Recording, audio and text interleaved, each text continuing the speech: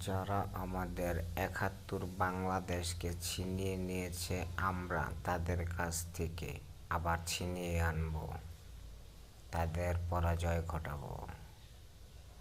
বাংলাদেশের ইতিহাস যারা বিকৃত করেছে, ন্যায়সঙ্গত বিষয়গুলোকে বিভিন্নভাবে অপব্যাখ্যা চালিয়ে দেশের সম্মান যারা নষ্ট করেছে, তারা অবশ্যই আইনের কাঠগড়ায় দাঁড়াবে।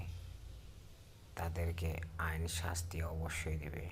কোনো অন্যায়কারী পৃথিবীতে টিকে থাকে না। আইন চায় প্রমাণ, সঠিক প্রমাণ।